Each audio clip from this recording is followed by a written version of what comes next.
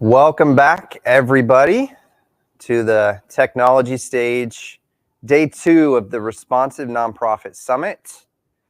Already some amazing sessions, great content on this second day of this event. Thank you to all of you out there for joining us. Know you're super busy and there could be a lot of things that you're doing, but you chose to tune in here and hopefully it's giving you some very practical insights and tips, and you're even able to meet and network. Just an awesome experience, and that experience is really made part by all of our sponsors, so just want to thank them again: Microsoft Feather, Windfall, One Cause, Amphil, Classy, Community Boost, Cause Camp, and Nonprofit Pro. We literally could not do this without them. So if you haven't already, make sure to visit their virtual booths, get in touch with them if you're interested in using some of their services. We are very grateful for them.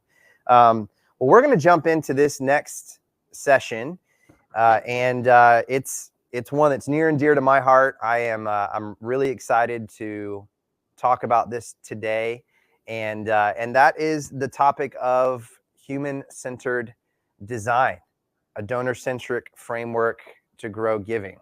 I am a designer in a previous life and have been in sort of the design and product space for most of my career. So when we talk about anything design related, I'm always super excited about it, and especially this particular topic, human-centered design, and how we can translate a lot of those principles into the nonprofit space. It's really just awesome. I totally geek out and nerd out about it, and hopefully you'll share some of that with me as well this morning.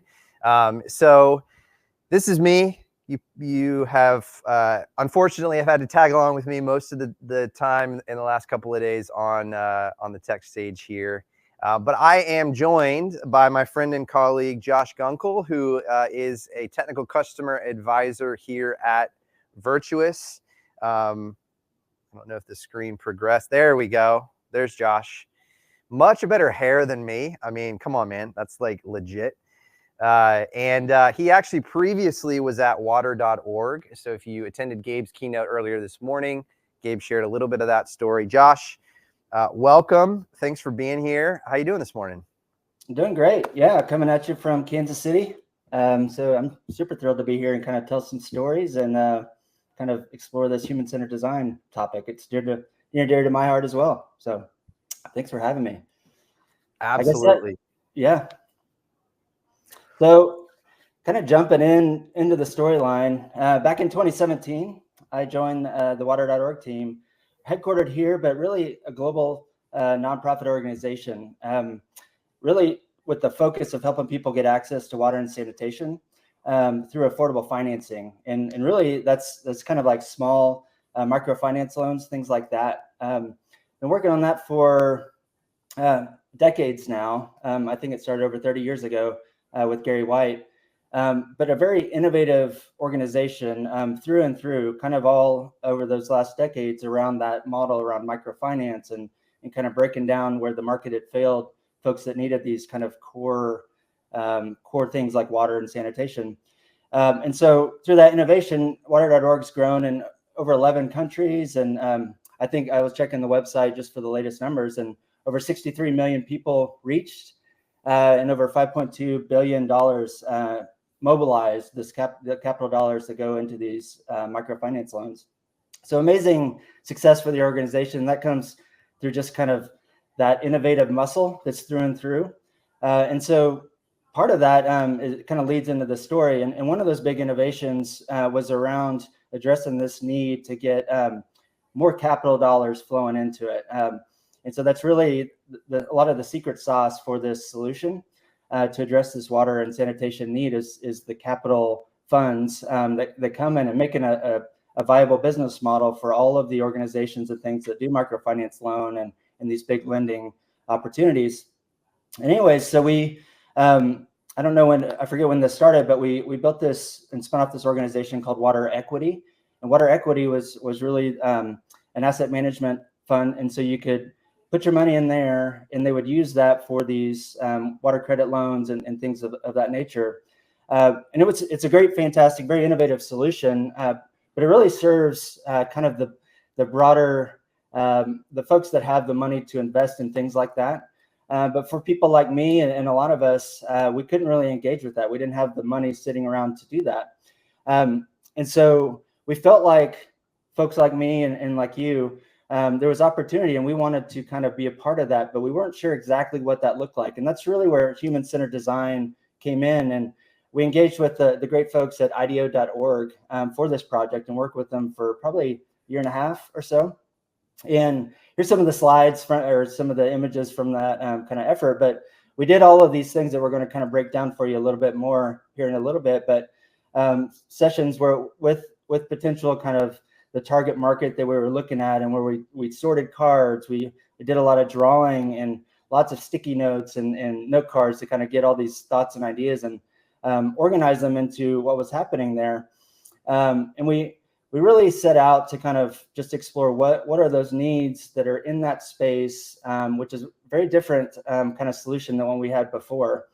And so we kind of came into two insights that really drove this innovation kind of life cycle. And those were, on this next slide, you'll see, it was really about the everyday donor wanting to participate in these very innovative solutions on this capital kind of funding side. There were lots of channels for donating to what we were doing, but that money was used in a different way. This was kind of a different model that we were exploring, and they wanted to participate but couldn't. And then they also had this lazy money. This is probably the most interesting one, where this lazy money was money that they had that they couldn't donate, but they could do more good with it. They wanted to, and so that it might be like a emergency fund or just some money in your checking account, the rolling balance. And you might get a little tiny bit of return, but they really easily trade that off to do more good with it. And so we wanted to unlock that for them. And that it really became this solution that we called Float. Went through multiple name iterations and a lot of different kind of cycles. You can see one of the last graphics that we made on it there in that bottom corner. And really, it was about building an app that these everyday supporters, donors, people that were interested could just put their money into what we called an impact account. And it was really through the pooling and the bringing all of those funds together that we could invest in the water capital and the water equity funds. And what was kind of a lot of interesting pieces to that is breaking down how do we translate the impact to one of those folks that have their money in their impact account, of what they are accumulating by having it in there over time.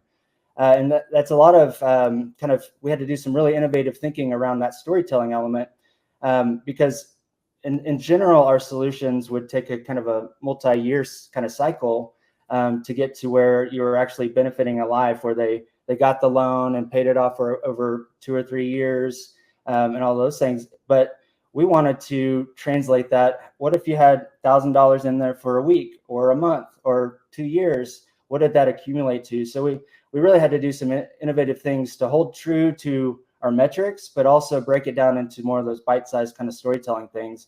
So it might be steps saved. A kind of a unique aspect to what the cause for water.org is, when somebody has access to water and sanitation, those needs, it frees up their time, it frees up their money to do other things that they care about, whether it's going to school, starting a business, just playing. There's a lot of things that they can't do, they can't afford with either their time or their money, because they have to get those core human needs of water and sanitation. So anyways, that unlocked that, and we were able to break it down. Unfortunately, this was we had to put it on ice with COVID. A lot of organizations faced tough decisions like that. But I'd say through that human-centered design kind of approach and the learnings that we gained and kind of the empathy and all of the facets that we explored, those learnings aren't on ice. Those are still being used at water.org and in my life and how we kind of face the next challenges.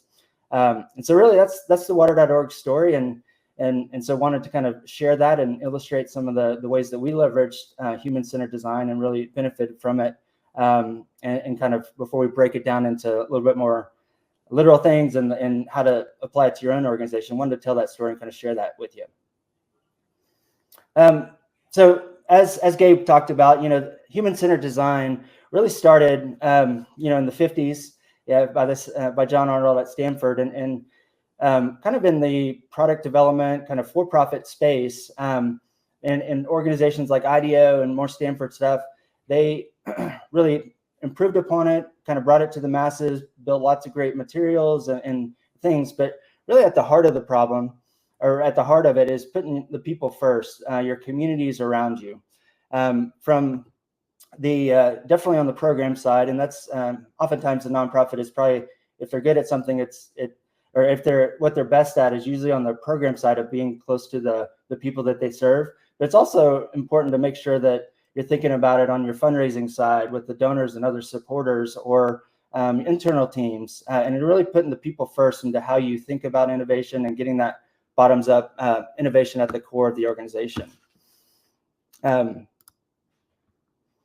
so what started as this framework, ultimately, it really benefits some of these benefits. You get that empathy and collaboration with your communities. You start to understand them better, what's important to them, where their problems are, kind of get shoulder to shoulder with them. And as you build innovation or kind of design things, problem solve on those, you have a better chance of acceptance and adoption. You know that these are real needs. They've been engaged with it. You've already tested it with them, and you really just lower a lot of those risks and costly assumptions, frankly, because you're spending time and valuable resources on something. You need it to be something that is adopted and is wanted out there. You're not solving a problem that actually doesn't exist. So those are all really important things. And obviously for, the for-profit, like human-centered design was originally kind of created for, but also incredibly important for the nonprofit, as everybody, here can imagine that and experiences it every day.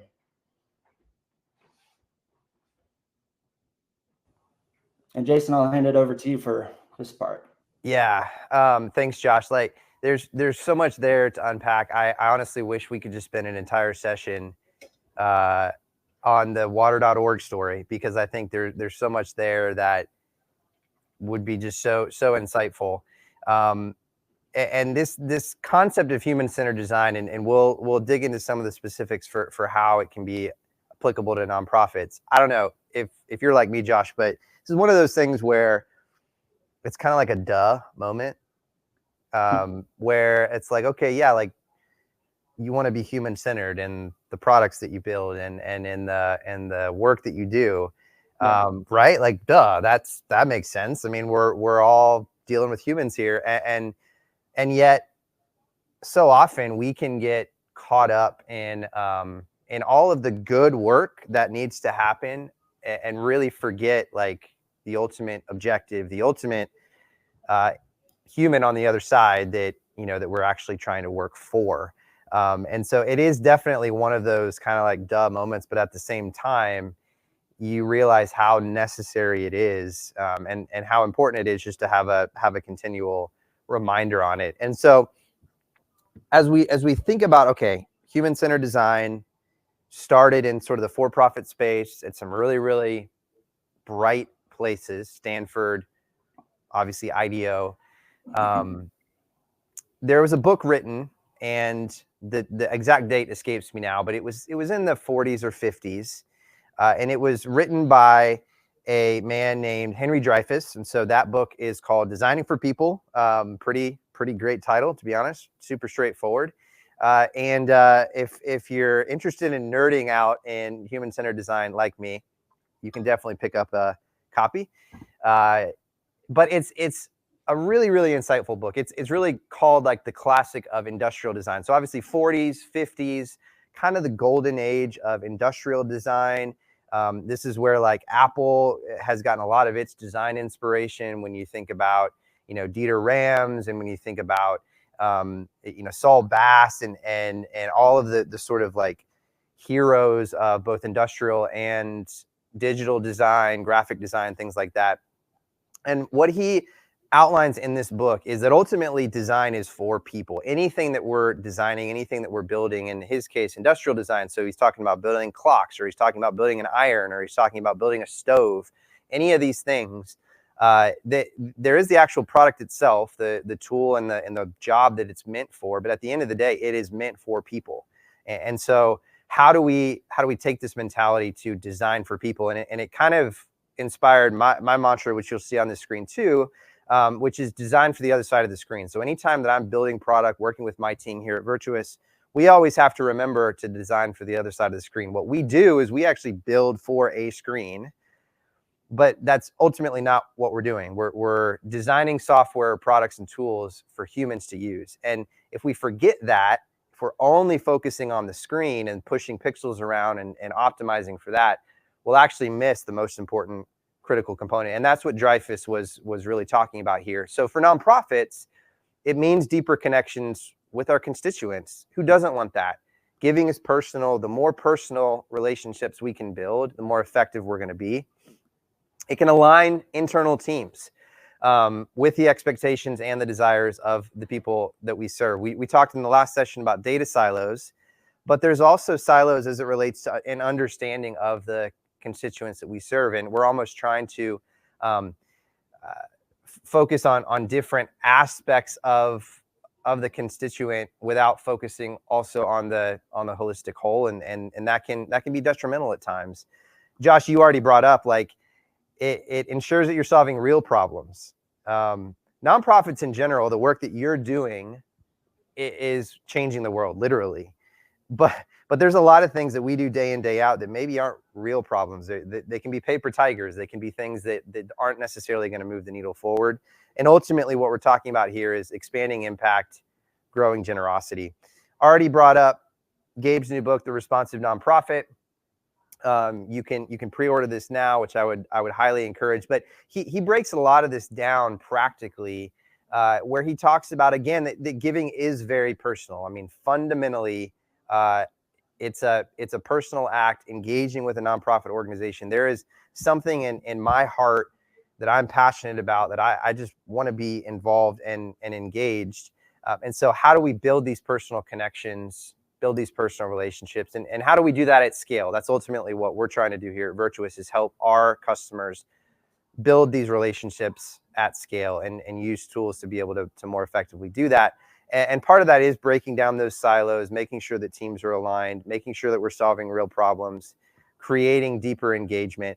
Because here's the reality, Josh, and I think you would agree with me on this, but you know, in kind of the for-profit space, a lot of times when you're talking about purchasing decisions, you're talking about trying to convert, you know, folks to actually buy your products, whatever.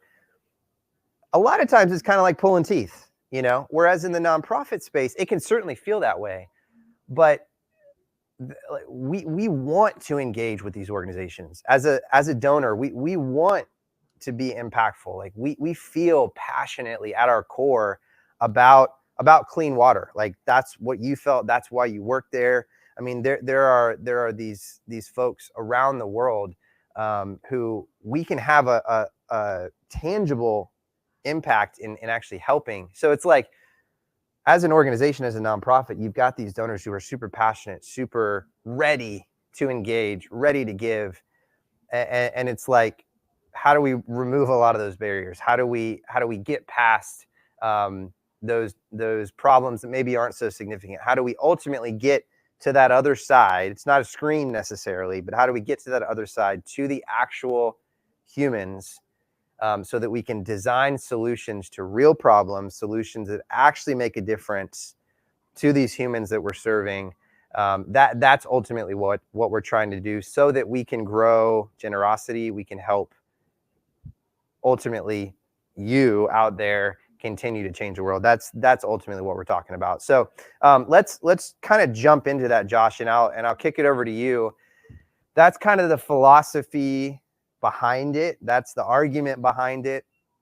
But how do we actually do it? So break down the first two components of this kind of human-centered design model, and we'll talk about how that can then be translated to practical steps that folks on this session can actually take and work within their organization. Yeah, that's great. I love your point about your supporters, and they want to be engaged with your organization.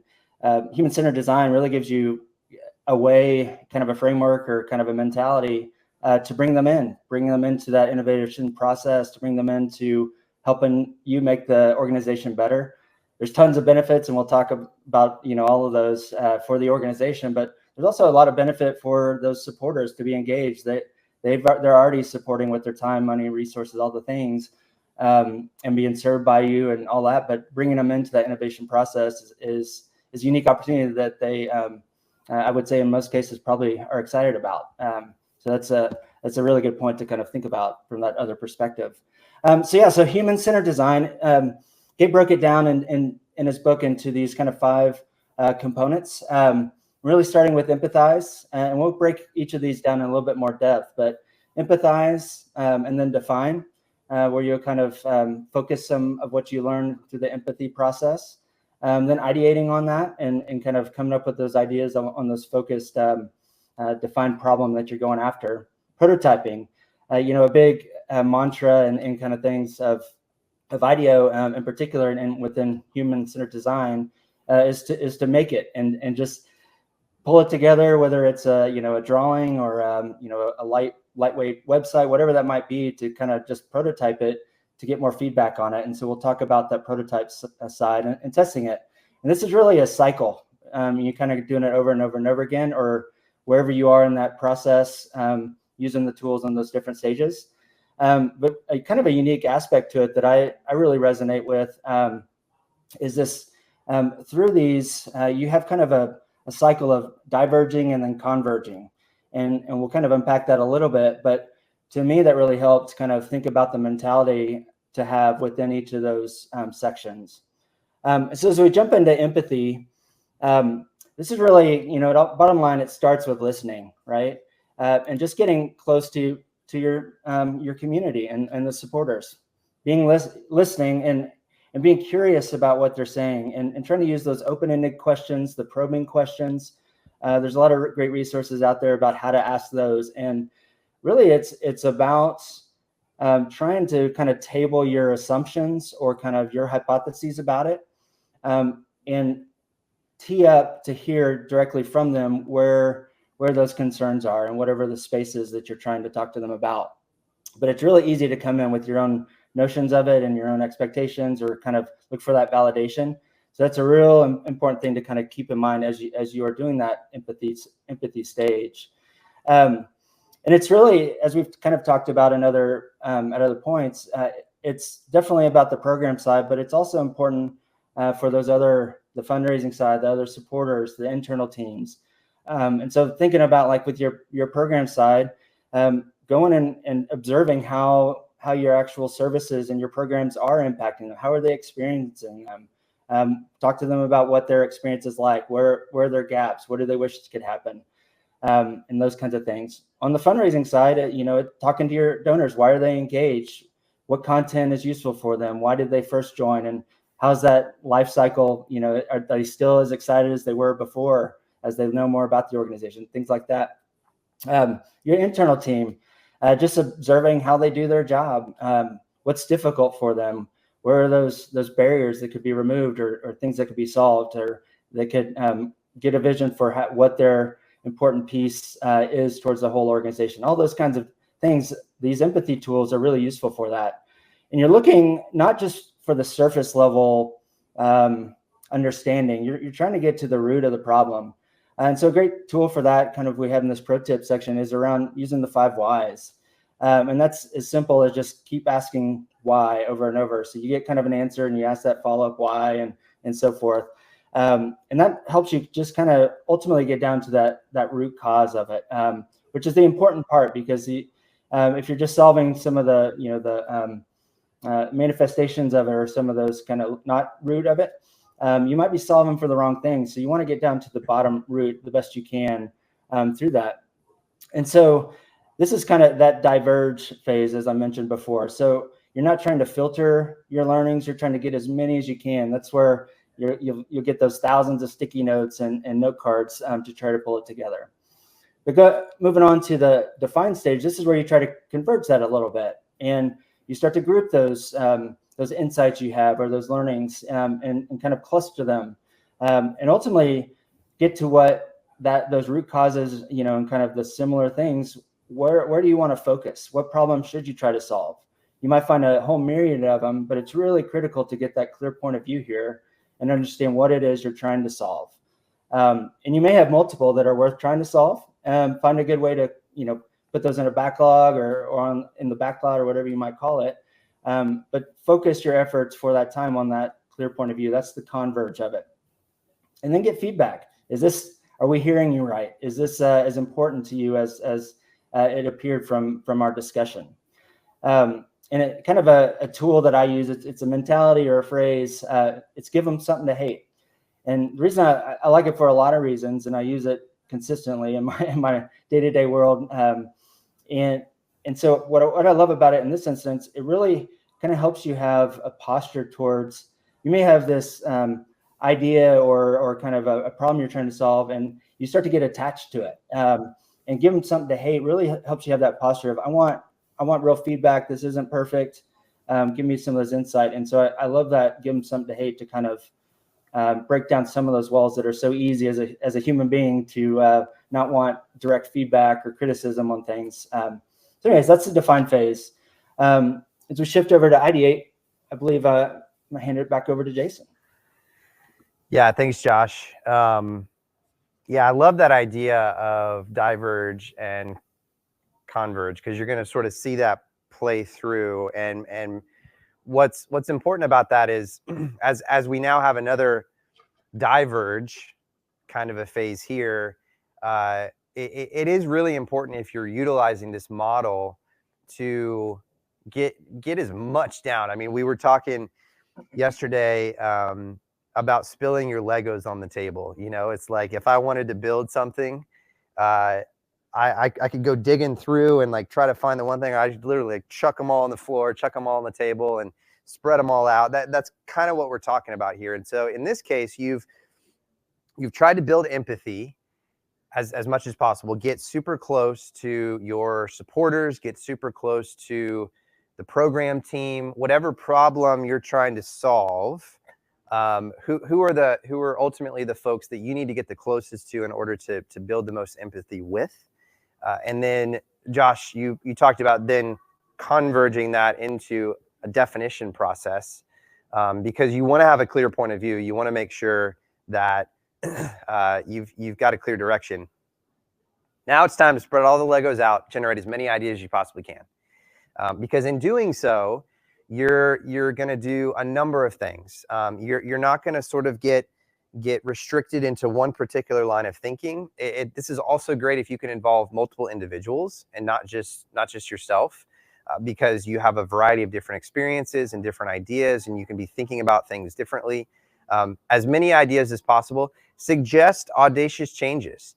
Oftentimes in these type of exercises, I'll get questions like, all right, so like, what are our constraints, especially from the engineers? What are our constraints? Like, I need to know what the sort of boundaries are. And that can absolutely be helpful in problem definition and actual solutioning. But in this case, like, let's remove a lot of the constraints.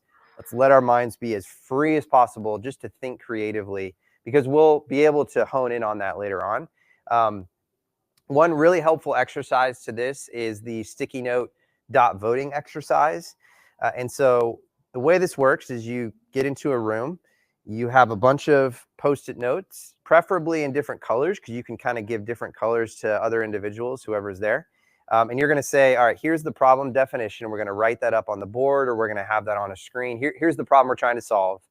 And then based on that, let's ideate, create as many ideas as possible. Presumably you've already done the empathy kind of exercise. You've already started to define what some of those things are. And then you're just going to write out one idea, one Post-it note, set it aside. One idea, one Post-it note, set it aside. Typically time box that. Oftentimes we'll do like a 15-minute time box or a 30-minute time box. You don't want like 3 hours. You want it to be pretty short. And then at the end of that time box, you're going to put all those sticky notes up on the wall. You're going to talk about them. You're going to group things together. Maybe there's similar ones, or maybe there's ones in a particular category area that you can start to really consolidate. And then the dot voting exercise is you have tiny little post-it dots, or you can use Sharpie markers, doesn't really matter. And each person gets 3 votes, and then you go up and you vote on the idea that you feel is going to most effectively achieve the outcome or solve that particular problem. And then you're going to consolidate all those into some actionable steps. That's a really great exercise. It's fun. It involves a lot of folks. You can do this virtually. You can do this on a whiteboard in Zoom, on a whiteboard in Miro or like FigJam, or you can honestly even do this in like a Microsoft Word document. So just getting the team together to actually spread the Legos out, get as many ideas on the table as possible, and remember, there's no bad ideas, minimal constraints. You'll have the opportunity to kind of refine this later. One other pro tip that I would suggest is it can be helpful to utilize Amazon's work backwards technique. So this is a concept that Amazon really made popular. I don't necessarily think that they pioneered it per se, but essentially what they would do is they would say, you know what, we're going to actually like build out our ideal state. We're almost going to act as if that exists. So Josh, to go back to the water.org example, before you guys even got to the actual float solution, you might say, okay, we know our problems. Like we have a lot of lazy money. We've got folks who want to get engaged, but they don't really have good ways of doing it now. And so we're going to build our ideal state. And what Amazon would do is they would literally like make it a reality. They would write up a fake press release. They would act as if the entire thing was built. They would have a whole feature set. Like this is how the Amazon Echo came to be. This is how, a number of their products came to be. We've done this here at Virtuous, and it's weird. It feels weird because you're writing up stuff that is kind of make-believe. But what it does is it helps to define the outcome and the objective that you're going after. And then what you can do is you can say, if this is our ideal state, if this is ultimately the solution to the problem that we want, and we believe that's our hypothesis, we can work backwards from that to actual practical steps to get there. Or oftentimes that will help to spur conversation on, because we'll say like, oh my gosh, we haven't thought about this logistical issue, or we haven't thought about this particular problem. If you just come to the table and without anything and just sort of a vague idea of solving something, that makes it kind of challenging to really unpack that. So that can be something super practical that we utilize here a lot, and that we've seen work really well together. All right, so you've spread the Legos out, you've made a mess. Now comes the convergence again to something of okay, how do we hone this in on a more actionable progression moving forward? And so this is the prototype phase. I love this phase because you actually start to get into the reality of what a solution might look like.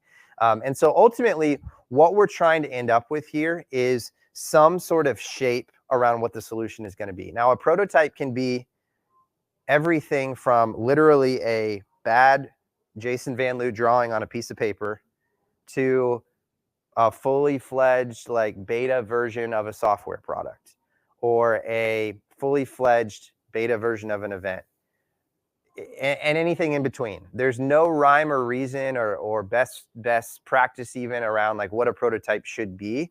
You can define with your team what's going to be realistic for you. But ultimately what it needs to be is it needs to be a fairly singular solution. It needs to be well shaped, and it needs to include the other phases that have come before this.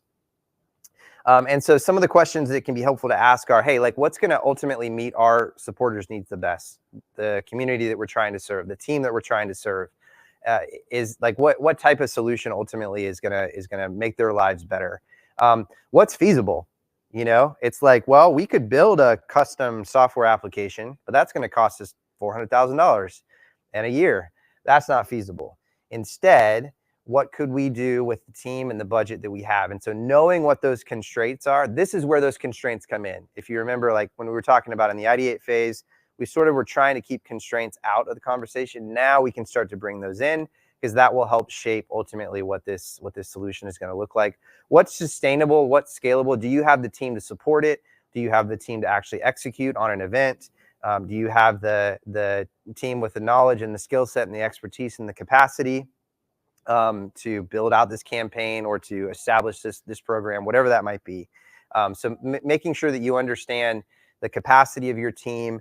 What does the scale look like over the next 6 months, 12 months, couple of years? So having some of those conversations, and ultimately you're going to be producing this prototype, which ideally is this MVP. You heard Gabe talk about this earlier, this minimum viable product. You also may hear it as minimum valuable product is another way of saying it. You could also say it minimum lovable, which essentially means like, hey, what's gonna be the product that again, human-centered design solves the problem for the humans on the other side of this. And so what's helpful here is to start small, particularly with the community that you're trying to serve or the team that you're trying to serve, to gather feedback, to test out solutions. So one of the things that I love to do is to keep folks involved from sort of the very beginning. And you don't want a ton of people. Keep it small. Like honestly, like the number of fingers that you have on your hand small, because you don't want a ton of voices in this particular phase. The empathy phase, absolutely, but in this particular phase, not so much, because you're just going to drown out the actual solution itself. And understand that your MVP doesn't have to be, the final product. So again, let's say that you're working with an internal team, and the problem that you're trying to solve is how do we get data from the marketing team and the fundraising team and the volunteer team? How do we get all that data into a singular solution? Well, maybe there's a software tool that we can utilize. And so maybe a prototype of that is just a diagram of how we would use that tool and each team, how they would interact with it, and then who's going to be responsible for pulling that data out and distributing it to the other teams. That could be a prototype, literally a diagram on a piece of paper, or it could be a fully living, breathing version of a particular software product. Either one could be the minimum viable, whatever is gonna work to be able to determine, hey, is this a success or not? What needs to change, and how do we actually move forward? So that's the prototype phase. Again, that can be a lot of fun because ideally you're getting to the point where you're actually starting to see something in action. And again, the MVP doesn't have to be the end product. You can absolutely iterate on that, move things forward after the fact. And then the last stage in this is to actually test it out. So ideally you've been testing this along the way with sort of a small group of that community of folks that you're serving, but you want to make sure that you're scaling this out, testing it against the broader audience, really making sure, is my hypothesis accurate? What do I need to change? Am I right? Am I wrong? And then what needs to be adapted there? Change is always hard, especially change after you've gone through this process, because Josh, as you saw, you guys built Float and it was wildly successful, and then COVID happened. You had no way of predicting that. You had to adapt to that, be flexible to that. So going into this process with an understanding that change is just going to be the reality. And if anything, it's going to help us maintain that level of agility and that nimble sort of posture that we want to have. Be transparent and share the learnings along the way. Don't just go into a cave for 12 months, come out and be like, all right, team, here's our solution. Hope you like it. That's not gonna win you a lot of hearts and minds. What is gonna help is if you're transparent along the way. So provide weekly updates or monthly updates. Record screencasts. There's a product called Loom that we like to use here internally, where you can record your screen and you can just talk and you can demo things and show things. It doesn't always have to be written. That can be a super lo-fi way of keeping the team abreast of what's going on. And then work from KPIs. Outcomes. Make sure that you had defined the problem and the ultimate solution, the outcome that you want to achieve. It's that working backwards model. Because if you haven't done that, Josh, if you guys hadn't done the work of saying like, okay, this is the problem, like we want an outcome that's going to bring more folks into the fold on a regular basis, that's going to utilize money more effectively, that's just kind of hanging out. If you guys didn't define that and understand the outcome that you wanted, it's not to say you wouldn't have landed somewhere that would have been successful, but you probably wouldn't have been nearly as successful because you had done the legwork to, to make sure that you had defined those outcomes. And again, just revisiting this concept of hey, feedback and change and adaptability, all that is expected and normal, and it actually shows that you're doing things right. So if you get to the MVP stage or the test stage, and you're like, oh my gosh, we have to change a lot. This is not what we thought the response was going to be. That's okay. That's actually the process and the system working effectively. Why? Because you're getting human feedback. You're actually seeing how folks are going to use it, how folks are going to interact with whatever solution that you're putting forward. You want to know that now, because this whole process should have been lo-fi enough, as opposed to you building the entire solution, you building the entire process, you running the event, you building the campaign, whatever it is, and then you get to that point and it fails. That you don't want to be in that position. You'd much rather fail fast and quickly on something that, you know what, it's okay if that Lego structure falls down, because I can just build something else again. So Josh, would love for you to kind of take us home here, bring us all together. I think your experience working with some of honestly, the heavy hitters in the human-centered design space at IDEO, and then what you did at water.org, kind of bring together all of these concepts, but also maybe share a little bit of your experience just personally. Like what did you learn coming out, and maybe what are some practical tips that you would give folks on this session as like things that they could start doing tomorrow inside of their organization? Yeah, definitely. No, I appreciate that.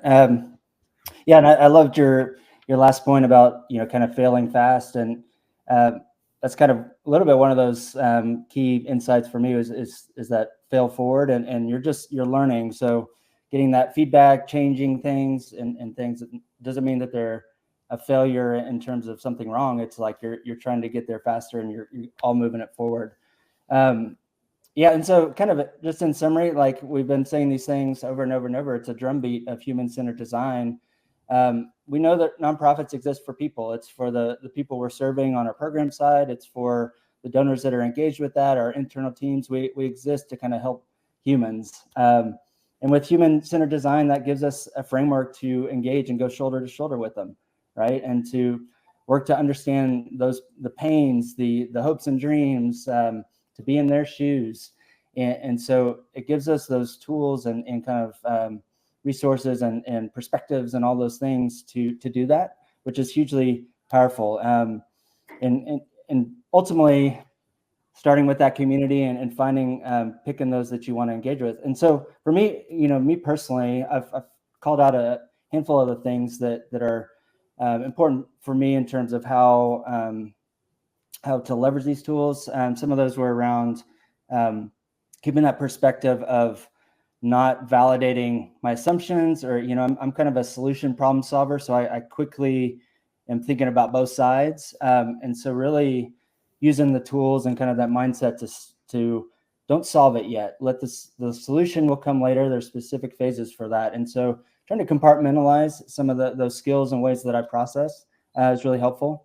At water.org, it was about tying all of this innovation that we were doing and the vision that we had for how to change lives and how to enable people to solve this problem for themselves. I love that innovation, and so that it was so impactful for me to be a part of how to take that further through this innovation process with Float, as well as multiple other projects, and be a part of the innovation culture at water.org and contribute to it, learn from it, and help along the way. So just in terms of my own personal, I don't know, it made an impact on me. I still, part of my heart still lives with water.org through those experiences. It wasn't just a job for me, right?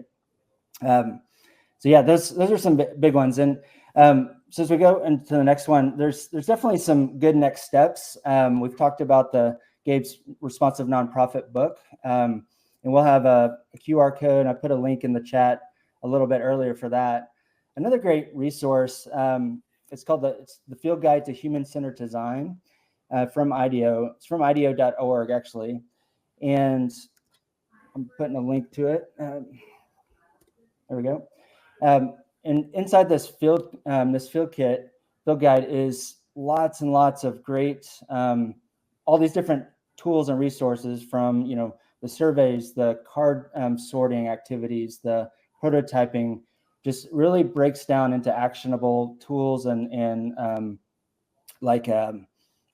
tasks or like ways to do all these we talked about the mentality of it and all those, but this puts the tools into your hands. So a great resource. You can download the PDF of it for free, or you can buy the book. Both are great. So that resource is there. That's a good one to get going on. But a big recommendation is just to get out of the building, right? Kind of that mantra. And I learned first about that from the startup, what was it called? The startup handbook, I think it's called, Steve Blank. But it's really this mentality of just going and doing. We oftentimes get into our silos or day to day, and we're working hard and we're doing good stuff, but just pause and spend the time to go and talk to the people, to engage with whoever that might be that's important to your organization. Spend that time, and that's kind of the mantra of getting out of the building. But it's, we talked, Jason, and kind of preparing for this. Oftentimes this applies perfectly for those big projects. We want to tackle this thing that we kind of have an instinct that's there, or we've heard these things, we're going to try to tackle that. But this is a lot of these tools and empathy in particular, but they're really great resources just in the day-to-day, just learning and getting empathy and growing and building out those awareness and all the good kind of things that come from that. And so I'd really challenge you and to think about how to build that into your rhythm of just your day-to-day. Keep these tools and these mindsets front and center as you engage in with your communities and just kind of are talking with your teams and all those things, but kind of embody it and put it into your day-to-day routines. And I love that. And I think it's an important piece to kind of remember. So yeah, that's really the essence of it. There's lots of great resources and blogs and all those things about it. So definitely Google can be your friend, but go grab a copy of the book and do a little bit reading on that, and lots of other great resources that we've unpacked into different sessions and things like that. So thanks for your time today. I really appreciated getting a chance to tell the water.org story. Sorry about some microphone issues earlier, but hopefully it came through well enough to kind of get the gist of it. So appreciate all you do, and have a great rest of your summit. Take care.